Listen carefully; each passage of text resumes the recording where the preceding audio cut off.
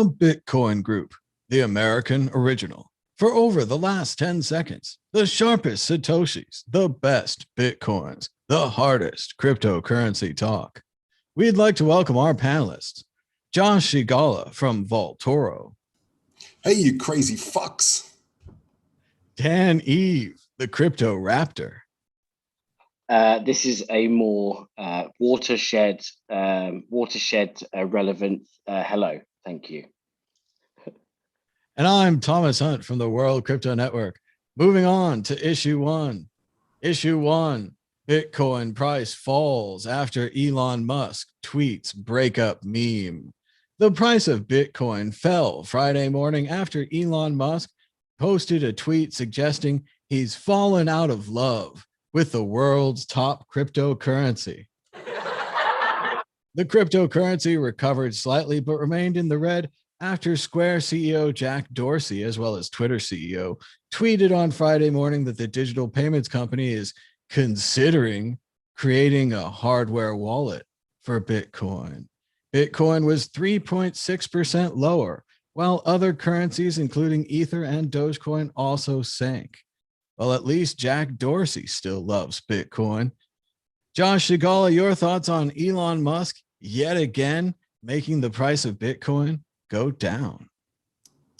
I don't know. The Elon, whatever. No, seriously, guys, I'm so over. I actually still like Elon. You know, all these people out there that are like hating on him, loving him when the price goes up, and hating on him when the price goes down. Whatever. He's just a person. It's a person that's created some amazing companies, and he's got some cash. I don't care what he thinks. Honestly, I cared a little bit more when he liked Bitcoin, I've got to admit. But it's time to stop with this cult of personality. Bitcoin, the reason why Satoshi left Bitcoin was that we didn't want these cults of personality running the show. And these people that just because they're rich doesn't mean that they're saintly. You know, just because Bill Gates is super rich doesn't mean he knows everything about health. Just because Elon's super rich doesn't mean he knows everything about cryptocurrency. It just doesn't matter. It doesn't matter. Bitcoin goes on. It's the fainting goat of currency. You push it over, it looks dead, it'll get straight back up again. I also think it's important here to look at the actual meme. So we're going to go ahead and bring it up on the screen here. I know I said it would be over between us if you quoted another Linkin Park song, but I've found someone else. Him. So in the end, it didn't even matter, which is a Linkin Park song. So that's pretty great. He also put out that he misses you. I'm not sure what that one's about. Why are you crying? Because I miss you too. Oh, and the price went down. Cold-blooded, Elon, cold-blooded, hitting people in the pocketbook where it hurts. Just again, not impressive work here from Elon Musk, formerly thought to be a very smart person. Last week, we said that a lot of this stuff might hurt his fragile ego. And this week, we could see his fragile ego on display, publicly breaking up with Bitcoin, intentionally trying to dump the price right before the big conference. Great work, Elon. Friends like you. That's what we're looking for, Elon. I think it's important to note, as they said on Twitter, the first time he did it, it knocked the price 20%. Now it's knocking it 5%. Less and less people care about this idiot. He's exposing himself. It's embarrassing for him. It's embarrassing for Tesla shareholders. It's just like that president we used to have who would just embarrass himself daily on Twitter. Enough, Elon, enough. Dan Eve, your thoughts on Elon Musk? Yeah, I agree with many of the points. You know, the fact is that he, Bitcoin doesn't need false idols, right? Like God, like the Bible or something. No, but the whole point of I think Satoshi leaving was so that because, and someone pointed out in the chat, is that he didn't want to be an influencer on it. He wanted it to kick the ball up in the air and let everyone carry on playing with it. The fact is that Elon seems to have taken the kind of the SEC action to heart over Tesla tweets, and now thinks that he can just rule the markets with Doge and stuff, and arguably he is. But as you mentioned, Toby Cunningham, who's Just Stack Sat. Sorry, my dog wants to come up.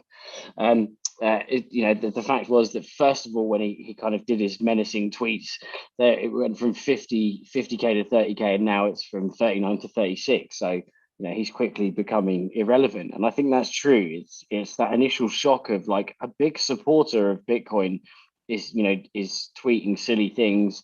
And first of all, the market shits themselves, and then they slowly kind of become resilient to these comments, because why listen to someone who's just playing it? And I think that if he is trolling, it's kind of a good thing that it does look like he's trolling on purpose, and it's good that it's so obvious, because the markets are becoming more resilient.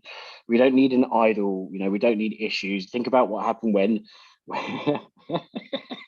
when there was that I think there was that rumor that Vitalik got done in a car crash or something, and then Ethereum dropped, and then quite I think maximum respect for him, he tweeted like the block hash or something like that of the latest block hash, and kind of proved he was still alive. But it proves the point that you don't need these false idols. You don't need someone at the top of it who is a human, who is Satoshi's almost godlike, because up and left after designing, implementing, and running it for a little bit. Whereas if someone becomes a spokesperson for Bitcoin, there's always going to be a lot of people that disagree with them. That's why people didn't like the Bitcoin Foundation, or the BFF, or whatever it was called, and then reiterated as more recently they tried to reintroduce it. No one wants a kind of spokesperson for Bitcoin. They want Bitcoin to be Bitcoin, and every different reason that someone's into Bitcoin is a different reason for another person. And although obviously people club together and they do laser eyes and cool stuff, the fact is that everyone is individual. We've even got our own BTC socialist. There's libertarians, there's right wing, there's left wing, there's socialists, and Bitcoin doesn't need any one type of thing or any one type of human. Bitcoin is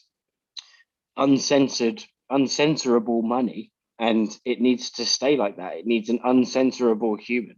So yeah, it was fun while it lasted, with Elon tweeting all the cool positive stuff, but now he's on the neggy stuff, and everyone's a bit pissed off. So I think I like what's his name, Russell Okung. He says no. He put like a poster type thing out, like stick to space, Elon. So I think it's cool that obviously you've got people that are behind Bitcoin from a tech perspective, but when they get over themselves and try to manipulate the markets, they just become the traditional system, which is a manipulated market, which no one wants. I think Dan makes a really good point here about Vitalik. During the Vitalik death scare, the media was all about how Ethereum was dead because the founder is dead. And just like during this, a major Bitcoin supporter, who Elon isn't, he hasn't been with us a long time. Everyone seems to forget that. But a minor Bitcoin supporter who came recently is having doubts. It has a lot less weight if you say it that way. And they have certainly been trying to link Elon to Bitcoin, despite the fact that he doesn't seem to be our friend. Now, moving on to the exit question. With Tesla saying that Bitcoin is too dirty to take it for cars, and now Elon publicly breaking up with Bitcoin on Twitter, the $1 million question is, Josh Sigala, will Tesla sell their Bitcoin?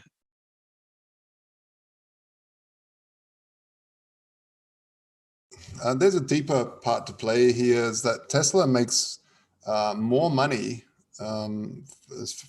from what I've heard. Correct me if I'm wrong, chat. But has, from the article that I read, makes more money from selling carbon credits, and trading carbon credits than it does, and receiving those credits from the government, and then selling them on, than they do selling their cars. And that would, by having Bitcoin, which can be calculated, its carbon can be calculated, which it can't really, because it's decentralized miners. So we don't know how those miners are getting their energy. So it's ridiculous to say that it's all carbon-based energy. But anyway, from what I've read is that that might be put in danger, that they might not get those carbon credits from the state, because the state not only prints treasury notes, it also prints carbon credits that it gives to companies that are green. And so, yeah, I don't know. It could, if it does affect that, then he could end up selling the stash. It all depends. If the shareholders, if it makes more money holding them, which it inevitably will, than it does the carbon credits, it's a bit of a gamble. Let's see. Is he a gambling man? Let's wait and see. You can't give up on those carbon credits. Dan Eve, will Tesla sell? No, he knows. He knows to hodl. In fact, what was their entry point? It was probably about this, right? Wasn't it 36K or something? So, you know, there could be a lot of fingers prodding in the background saying, look, sell out now. We made a load where they sold 10% or whatever, 20% to prove liquidity.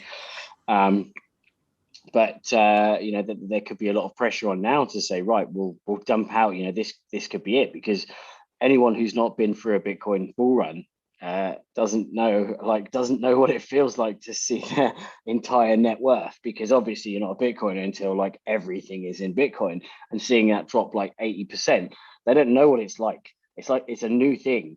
It's like you know, it's kind of the equivalent of like getting paid every when you're not working and all you've got is Bitcoin. It's like getting paid, and seeing every paycheck there's like 90%, and what's the reason? It's like Musk tweeted about Doge. You're like, oh god damn it. So yeah, you know, there's a lot of people that are scared, and probably a lot of Tesla shareholders. I'd like to think that they're kind of tech savvy people who probably, if they invested in Tesla because they believed in it, that they believe in Bitcoin. But then I saw a crazy tweet today, which was what's his name? Good old Vinny Lingham talking about like driving a Tesla and then, I don't know, paying for mining Doge with his Tesla whilst driving it, and all sorts of crazy stuff. So this is a crazy world we're living in, where crazy things can happen. And hopefully Tesla are a sane enough company that they know. I like the quote the other day. I can't paraphrase it, but from Trillion, you know, what's it? Plan B, trillion, $100 trillion USD or whatever it is. That you know, the stock to flow dude.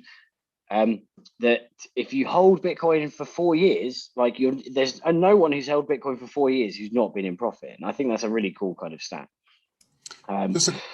Yeah, that's just the same thing that Blake used to say years ago, that you had to have a long time horizon.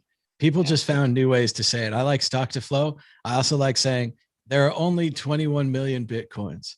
It's the same thing. I didn't make a chart. Josh, do you have more on this? Because we are going to consult the Bitcoin ball, the predictor. Oh God. Because I'm not hearing any solid prediction here. And I know I have a lot of Tesla stockholders. Everyone in the chat, could you give us all a thumbs up right now? There's about give us a thumbs up. Thumb it up. 26 people watching on YouTube. That's quite a lot. I don't know where you came from. I didn't even tweet this out, so you shouldn't even be here. This is a secret meeting. So here we go. Will Tesla sell their Bitcoin? Remember, this is the magic Bitcoin predictor ball, but we can also ask it other questions from time to time. The more thumbs up, the more accurate it is. It's amazing. It is. It's crazy.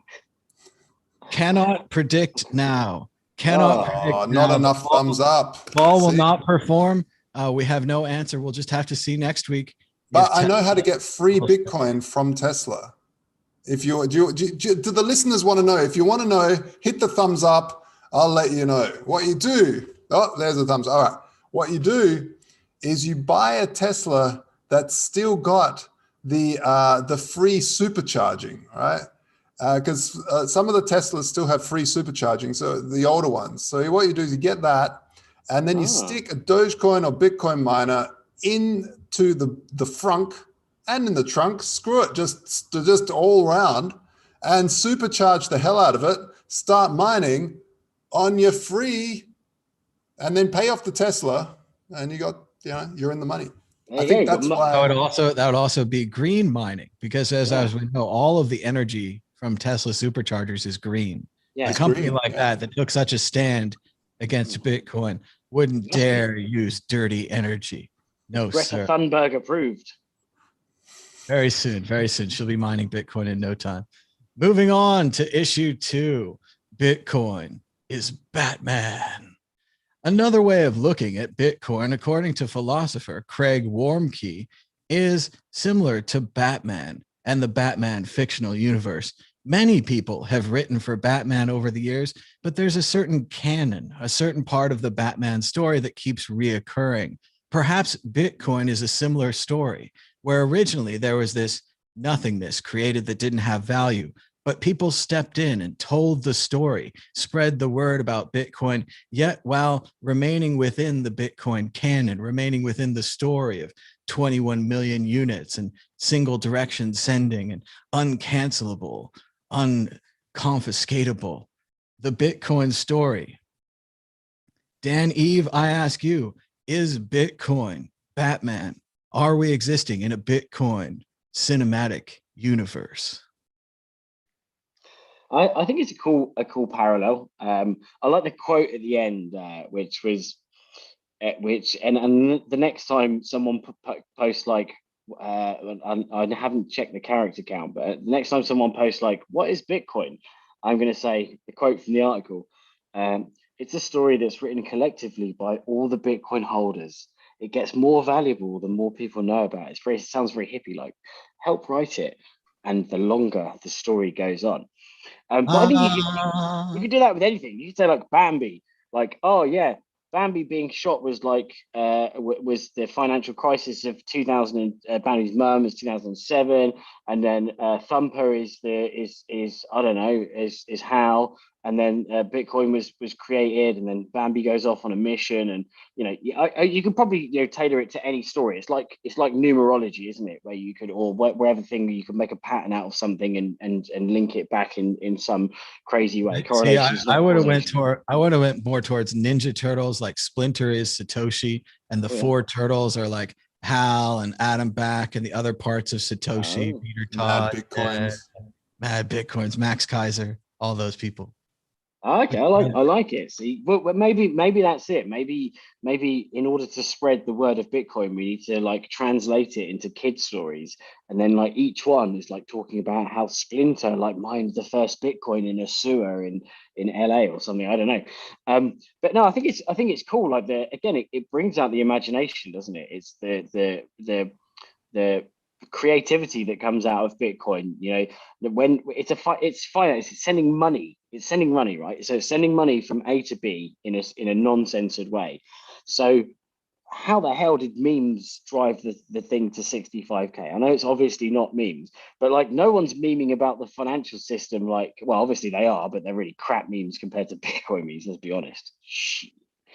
But Bitcoin is, it inspires creativity, and it's because it's built for the people. It's not this kind of entity that's controlling it.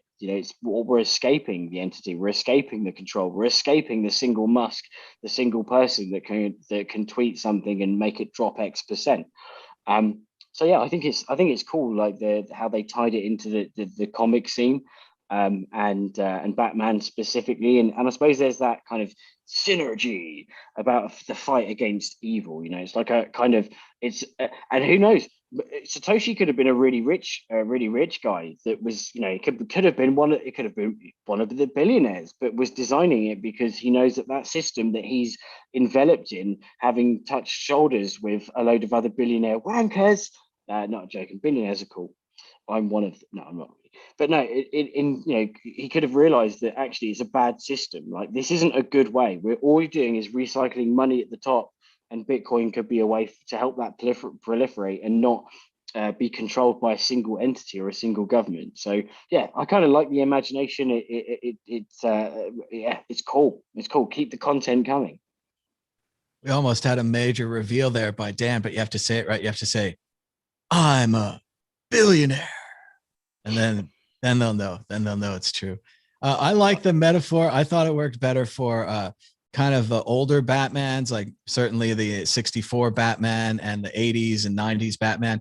It gets a little muddy when you think about the new Batman, where a lot of the criminals are actually trying to accomplish what Bitcoin has accomplished. You have the Joker lighting the pile of money on fire, laughing at the gangsters, destroying the old order, right? The Joker is a metaphor of change. The old order is the fixed, entrenched gangsters who weren't even strong enough to get rid of Batman, but maybe the Joker is, right? And especially the one after that with Bane, and he's like destroying the whole world, and there's a financial crisis, and Batman is sent down the hole, but then Batman climbs up the hole. Maybe he still is like Bitcoin, Bitman, Batman, whatever. I like the metaphor. I think it was a fun article. Josh Shigala, what do you think about Bitcoin and Batman? I don't know. I don't have much to say about it. It's, yeah, maybe. What if we Satoshi said like is pow, Batman. bam, zoom, Batman? Yeah, I used to love I mean, the original 60s Batman, like running around in his little tights with the jocks on the outside and running with that fake ass bomb down the jetty, not knowing where to throw because there's cute puppies and stuff around. I don't know. Yeah. Next, I don't know. First question. What is the coolest Batmobile? Do you like the old one, the Cadillac, the new one from the TV shows where it's kind of rounded, or maybe that crazy new one from the movies with all the spikes and the lights? I don't know. Or pick your favorite car. If Bitcoin drove a car, what would it be? Go ahead, Josh. I still like the Joker one. It's got the with Jack Nicholson, that one, the really old one. I don't know. That's just me. I think Bitcoin is, if it was a car, it would be like a shitty old 1 liter Lada with like a Ferrari engine in it. Because like from the outside, people look at it and they're like, oh, this Bitcoin, this stupid thing. And then from anyone who knows what's under the hood, because they've bothered to do the research, they're like, baby. Yeah, I reckon it's Herbie the Love Bug is Bitcoin. Yeah. That's a car with a lot of personality, like a kit type of car or a talking car. If we're going to go with Batmobiles, I'll go with the one from, I think it was one of the unpopular Batmans, like Batman and Robin or something, but the Batmobile could transform and it solved pretty much every problem. Like he was coming up on a really tight alleyway and he was like, smaller Batmobile, genius. And then he needed to fly and he like shot off from the car. Bitcoin solves all your problems. It's in every kind of Batmobile. It's the best. I think I'm going to have to go with, because I think it's still there, but there's like down the road from me is the Bewley Motor Museum. And I think it's the not Jack Nicholson, the Michael Keaton. Yeah, Michael Keaton, like the original, well, the original, the the 90s, the Batman movie. I think it's that one that's actually there. And I may have seen it. In fact, no, I'm not going to go down that story. I've got a funny story. It's a nice one. It's got the machine guns that pop out and all the tricks. And where does he get those wonderful toys? Moving on. Check out the WCN Clips channel. Google WCN and Clips and subscribe. You could join the 42 others who've subscribed who are getting smaller versions of this show. Also, still a chance to give us a thumbs up. There are 45 people watching now. That's way more than 20. And I didn't even tweet about this. So somebody told you about this show, probably from pushing the thumbs up. So you should join them and tell others. It's just Greta Thunberg it. the Greta Thunberg. Moving on to issue 3. Chinese Economist says, if Bitcoin is widely adopted, we're all going to die. This is not a joke. Chinese Economist, can you give me a kind of worst case scenario? What kind of systemic shock would it be to the current financial system if Bitcoin is widely used in China or the rest of the world? He said, I can tell you exactly what's going to happen. We are all going to die. This is not a joke. He pointed out that Bitcoin has a very strict, limited total number, which means that this is a deflationary currency, noting that it will not expand as the amount of human development grows. Consequently, he asserted that with Bitcoin adoption, our society will fall into a death spiral of deflation. The whole society is going to shrink and self-explode. That's what he alleges happened at the end of the Ming Dynasty when they were short on silver and actually, as it turned out, switched to paper money. Josh Shigala, is the professor correct? Is Bitcoin's deflationary nature going to kill us all? I don't know, but I definitely want to see what he's smoking. Like, where did he get that shit from? I mean, it's amazing. Yeah, the thing is, as Bitcoin becomes more popular, you've got to pull out the bigger and bigger nonsense just to sort of, you know, get involved, get your story out there, because no one's going to pick your story up if you say, no, I don't think Bitcoin will work. Instead, you've got to say, everyone will die. So yeah, look, it's a ridiculous thing. It's headline grabbing. People will read it. They'll have fun. Eric Voorhees will retweet it because it's funny, and this guy gets a name for himself. But obviously, no, we're not going to die. If it's a bad currency, people will not hold it. People will move to something else. So if it, you know, it's voluntary. You're not being forced to use this. It's very different to a deflationary currency forced upon you from a state, from a large government. In that sense, what happens is that you do get into a stagnationary effect where you don't want to let go of your silver because it's going up in value. And same with the Bitcoin, right? You don't want to let go. But at the end of the day, sometimes you have to. I mean, you can talk to many early Bitcoiners. And the reason why they're not mega silly rich is because they had to pay bills back when it was 23 bucks. So you had to put 100 Bitcoin down for your apartment, deposit when you moved apartment. 100 Bitcoin. That could buy you 5 luxury apartments now in cash. So of course you want to hold, but at the same time, sometimes you have to pay. And if it's not the right currency for you, you won't hold it, you'll hold something else.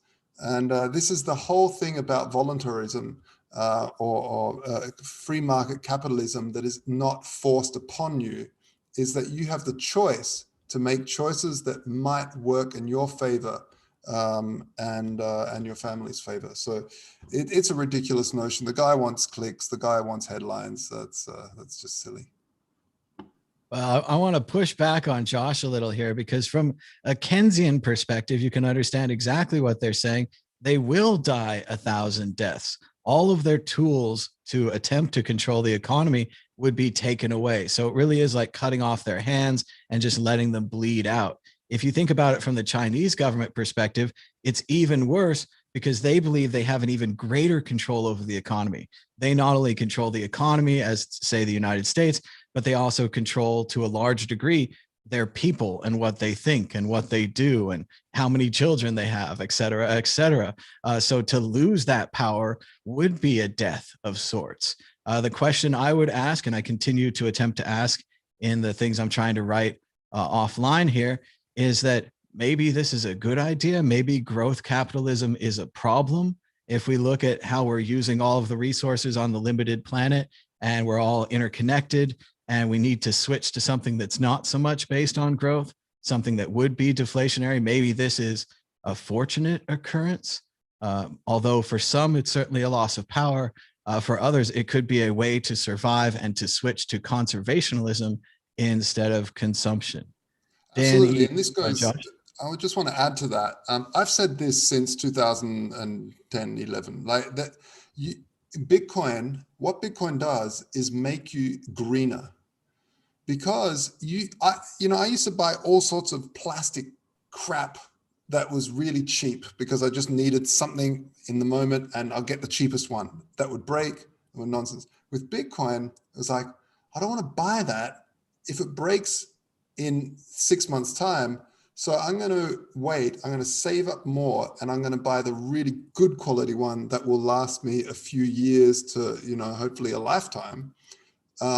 So for instance, I spent way more money than a stereo than I've ever spent, because I know that stereo is going to be with me for a very, very long time.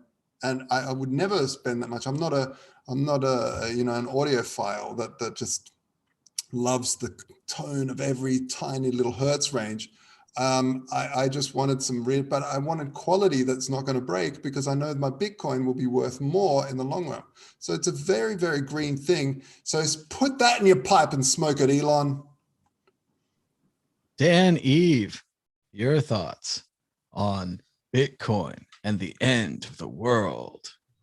Well, it's definitely, the clickbait stuff that kind of people try and do to move the markets right now. And you can imagine that obviously Elon's kind of he's a billionaire, and he has a lot of swing. And these kind of minnows come along and they're like, oh shit, no one's going to listen to me. So I've got to say something like, the babies are dying. No, I'm joking. But obviously someone did say before the babies are all going to die if Bitcoin succeeds. But yeah, it's kind of the only way you get people to listen to you is clickbait, articles like, if Bitcoin's going to cause an extinction level event. Yeah, well, it will, for an archaic system that we currently call like fractional reserve lending and all that crap. Like it's gonna slowly make the dinosaurs die, and the dinosaurs are the traditional fiat, as we all know. I don't think they're kind of too far off though. So for their perspective, it's like, oh, they're all gonna die if it succeeds. Whereas for all Bitcoiners, they're all like, oh my god, I'm so gonna die if it fails, because I'm gonna look like such an idiot. But you'll never look like an idiot, because it's gonna succeed. You know why? Because 100% of Bitcoin is going to fail. Predictions, but on timed ones have passed. The ones that have passed have been wrong, and Bitcoin's now, even though it's $36,000, it's still around, and it's still, the infrastructure is still being built. When the price dips, people don't just stop doing Bitcoin things. They don't, obviously, as we can see it with the Miami party, they don't stop partying. They're like, oh, Elon tweeted and it didn't dump it, it didn't pump it completely. It's dumped, and people just go home. They're like, all right, pack up the conference, everyone, let's go home. Because what happens is people meet there, and even during the worst bear markets ever, where you think everything is dead, and you do think everything is dying, people are building awesome things. They're building things like LN bits, they're building services. And actually, going back to the conference, I think Jack Dorsey even said that they're Square are building a hardware wallet. Obviously, irrelevant to a bit, because I think we're still in a bull market rather than a bear market. But when people tweet mean things, it doesn't mean that Bitcoin's going to die and that's it. And in terms of like the Ming Dynasty, it wasn't that based on the hoarding of silver, and there's a repeat of the hoarding of gold now. And so my equivalence is, if that's the Ming Dynasty is the equivalent to Ming the Merciless, then Bitcoin is Hash Gordon.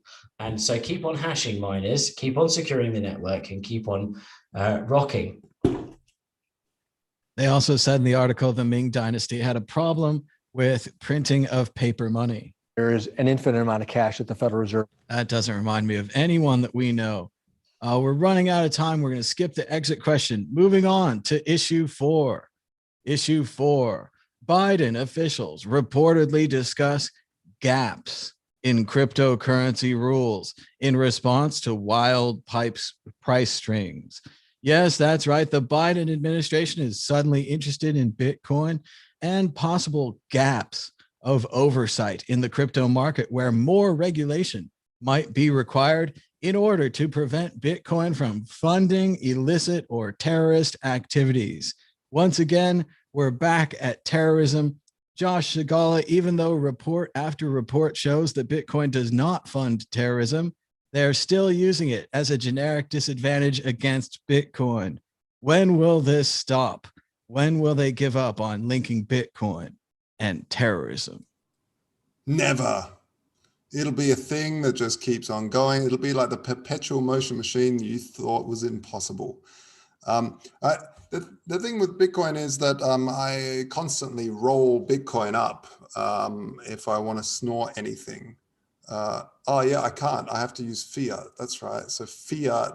Why aren't they talking about fiat and illicit drugs? Why aren't they talking about US dollars and illicit drugs? Surely there's gaps funding. By the way, I'm just wondering, where are the receipts for the rockets that Hezbollah have, for all the amazing weaponry in Syria? What about all the I mean, how do they buy this stuff? I'm pretty sure it's all cash. It's all cash, folks. There is no other way of paying this stuff. They don't pay it with crypto.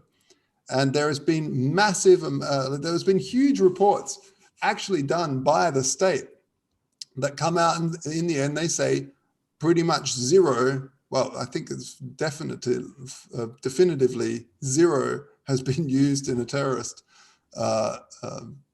organization. So this whole thing, maybe if there's one terriblest out there using the evil cryptocurrency, then it'll get headlines like there's no tomorrow. Yet all the others are using fiat currency issued by the state.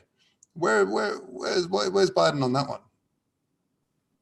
I agree with Josh here. It's just as difficult for Bitcoiners and gun runners to take Bitcoin as it would be for Overstock to take Bitcoin. It's the same chicken and the egg problem. Sure, Overstock wants to take Bitcoin. Your average terrorist wants to use Bitcoin, right?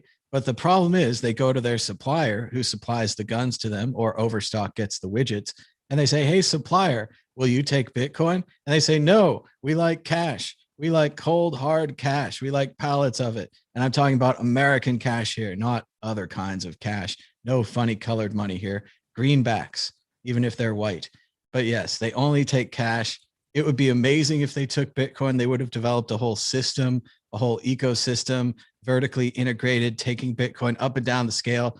It would be an economic miracle. We could study it in school. But it's pallets of cash that were lost in Iraq, pallets of cash that handle most large arms sales, most large drug sales, except those on the Silk Road. Dan, Eve, pallets of cash.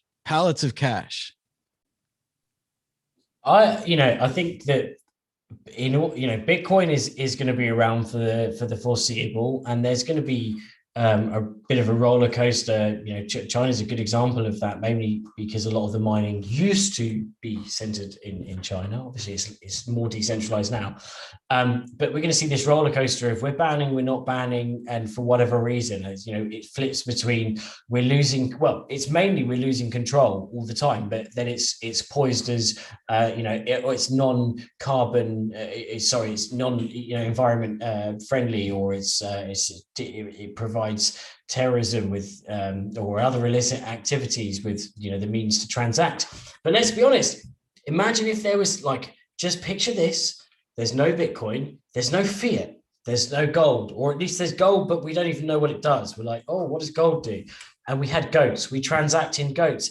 People are going to do illegal stuff with goats. And I'm not talking touching the goats. I'm talking trading them we're going to trade goats. Okay, cool. What you want for this gun? You're going to have 100 goats. Fantastic. Whatever you use, there's going to be a value proposition in there that someone's going to use it, whether it's goats, whether it's Bitcoin, whether it's the US dollar.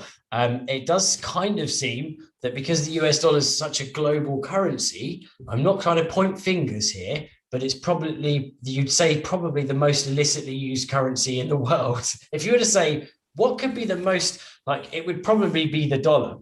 But they could, for example, they could do some research out of this and think of good things. They wanted to fund the American Families Plan.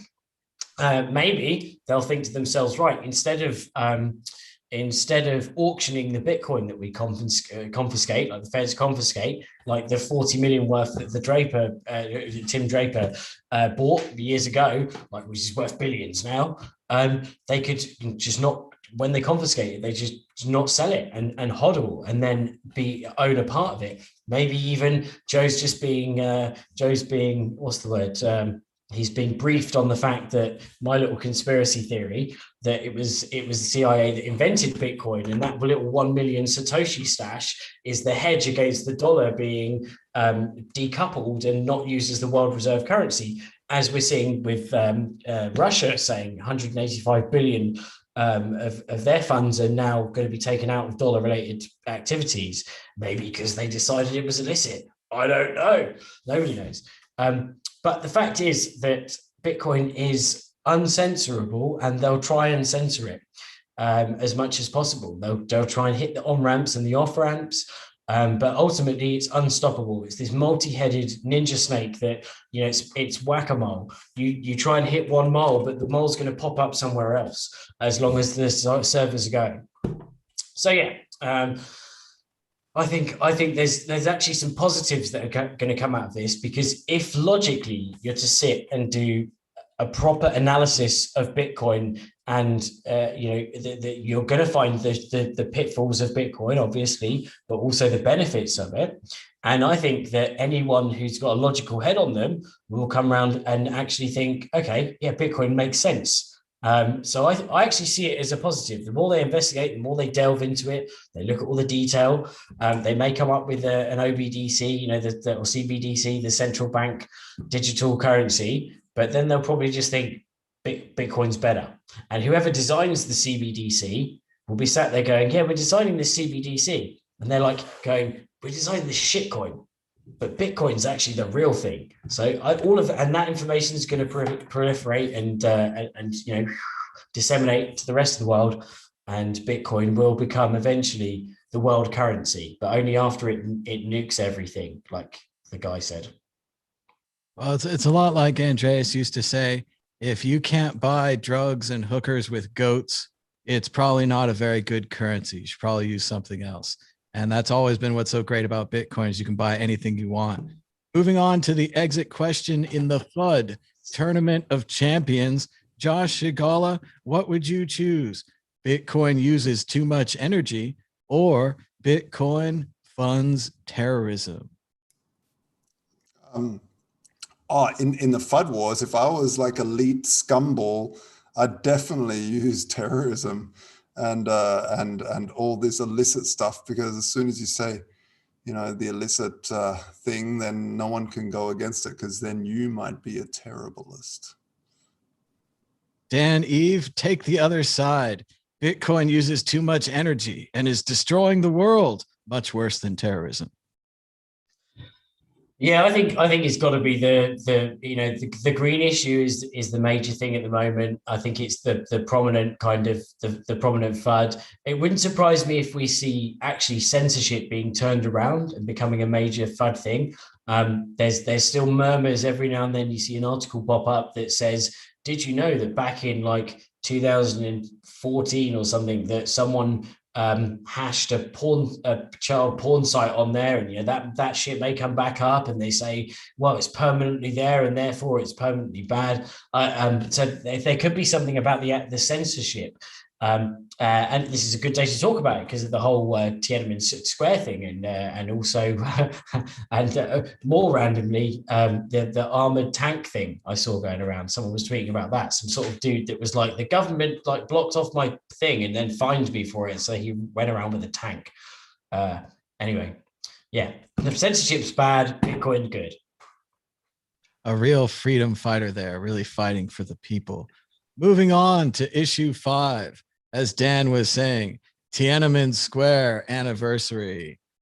A student activist has been arrested after his group set up a street booth commemorating the victims of the Tiananmen Square massacre on the 32nd anniversary of the crackdown. As we're seeing this year, China is tightening its controls on Hong Kong. Hong Kong previously had a large memorial gathering to Tiananmen Square in a park. The park has now been surrounded by police. The organizers of the event have been arrested. China is seeming to expand the ability to forget the Tiananmen Square massacre to Hong Kong. Let's go to Josh Shigala. Your thoughts on China's continued attempt at control over their people's minds. It was obviously relatively successful in China. Will they be able to spread this to Hong Kong? Yeah, it's a typical modus operandi of a tyrannical state, and that they will try to control thought, and it's the same every time. I spent a lot of time in Berlin, and the East Berlin had the Stasi in the 70s, 80s, and 90s, and the Stasi were a police that was also had a lot of civilians that would tell on each other, and you report on who and what sort of TV are they? Are they watching Western TV? What sort of, the children, when they went to school, they would say, the teachers would ask, hey, when you're watching the news, was there a red logo or a blue logo? Yay. And the kids would go, yay, there was a red logo or a blue logo. And then the teachers would know, aha, the parents are watching the Western television. And then they'd go and have hard words with these people. And I was talking actually 2 days ago for someone that grew up in that, and he said, "Josh, you didn't live through that, did you? You've only heard stories." I said, "Yeah, I didn't live through it. My dad escaped." He said, "It's worse now. It's worse now. There's so much control, and it's such an undercurrent of control that you don't think it's control." And it'll gain more and more and more control. And this is exactly what you see with Facebook, for instance, banning you when you talked for the last 8 months about maybe the virus came out of a Wuhan lab. Maybe no, conspiracy theory, ban, 3 strikes you're out rule, and your account is down. And now that actually it's gaining more and more traction, they've now lifted that ban and said, now you're allowed to talk about it. And this is the sort of thought control that is happening in the West as well. And to say, ooh, bad China, China's controlling me, controlling what people think. Wake up, everyone. It's happening everywhere. It's happening everywhere. And you've got to stand up. And if something's a silly conspiracy theory, then it's a silly conspiracy theory, no matter what's peddled. You've got to, we're in the information age, and we're also in the disinformation age. And this takes time to filter that nonsense, but to have an algorithmic censorship that takes certain keywords and just destroys that as a concept is an extremely slippery slope to a very few powerful elite controlling exactly what you think, feel, hear, smell, touch, how healthy you are, what you do with your health, everything, all encompassing. So that's a word of warning from the lounge room. Well, I didn't think that they could be successful with this kind of event, with erasing this event, pulling it out of history, even with just editing the Google and changing the images and not bringing it up in searches and blocking Wikipedia, whatever they had to do. I thought, oh, they can't possibly succeed, right? There's too many little threads. There's too many connected things. But if you look at it now, according to documentaries, according to people Josh has spoken to, other people we've talked to, the young people in China have no idea what happened in 1989 in Tiananmen Square. They have no idea that there was a democracy uprising. They have no idea that the government put down the uprising, including running people over with tanks. There was a great tweet today, and they said everyone focuses on Tank Man and how he went out there and he stopped the tank, and then they ran him away and he lives, right? There was a picture of that same square a few hours later, and there was like 20 dead people on the street who had been crushed by tanks. So it didn't stop the massacre. It was more like a beautiful human moment before the massacre got underway. So similar things have happened here in the United States. The Tulsa race massacre, the destruction of Black Wall Street, was pretty much covered up until the last few years.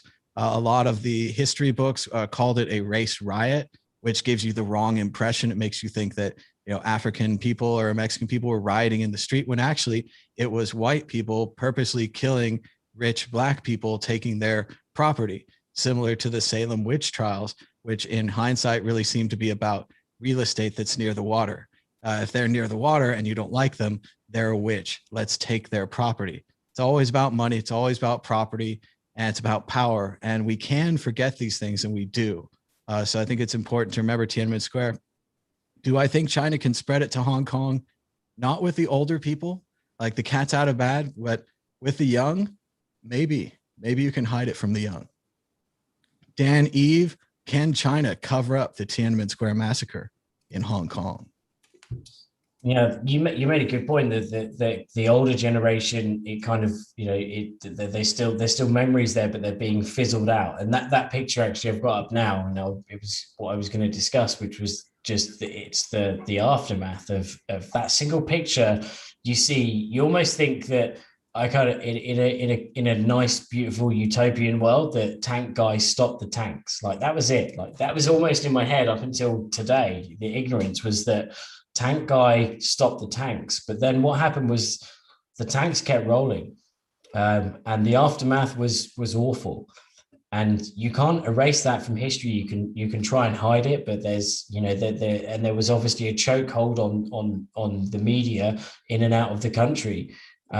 But we're seeing more, I don't know, more openness today to information. And although China, the CCP, can keep kind of strangling the information that goes, the information flows in and out of the country, there's still ways to get around it. There's still VPNs where you can, people with a thirst for information can obtain that information and spread it to people and let them know really what happened.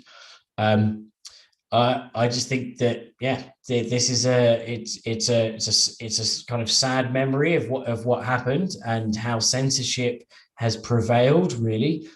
Considering how the 32 years from that up until today have happened, and there's still a lot of throttling of Google and Facebook and social media, but at the same time, it only takes a few sparks, in a decentralized way, in those ideas to come together, to overpower that strangling of information and let it spread. And hopefully, we see, and we will see an uprising, an information uprising. I'm not talking like crazy tank uprising or anything like that, but an uprising information and knowledge, and the sharing of and spreading of knowledge, and censorship resistant things like Bitcoin will help spread that. So respect. Very much. And our hearts go out to the Hong Kong activists and Chinese activists who are fighting to remember their past today and being met with incredible force. I think we're reaching towards the end of the show here. Moving on to predictions or story of the week. Josh Shigala, are you ready with a prediction or a story of the week? Yeah. This is, I've been at Voltoro and the CEO for 6.5 years. And it's been absolutely wonderful, and I'm staying around. I'm just using this platform to announce that I am stepping down as CEO. I'm handing the reins over to my co-founder and brother, Philip Shigala, and he will be CEO from now on. We are super profitable, and I've really taken it to a great spot. It's just that I want to focus more on a DeFi infrastructure project that I'm working on, and Voltoro will be partnering with that. We'll be partnering quite tightly as the first partner in this venture, and it's super exciting. So if anyone wants to know more about what I'm working on, definitely join up to Voltoro and check out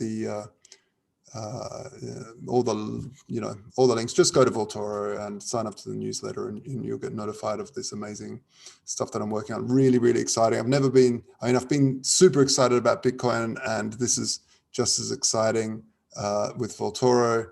Super excited about that, and it's a bit of an emotional day today, but I'm still going to be working at Voltoro, that's for sure. But I'm just really excited about the future and building some new stuff. That sounds great, Josh. Congratulations, and congratulations to your brother as well. Thanks, man. Very cool. We'll have to check that out soon to see what you're working on next. Dan, Eve, prediction or story of the week. Go ahead.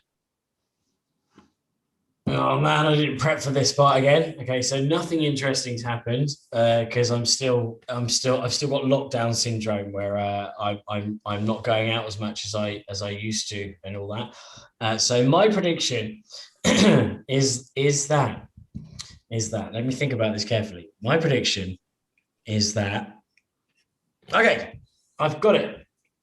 I've got one that's another realistic one. it's definitely likely to happen far more than Greta going all in on Bitcoin. Well, I think that's still likely to happen if it can be proven that it's green. If it can be proven that it's a driver of green, then she'll be like, I'm all in.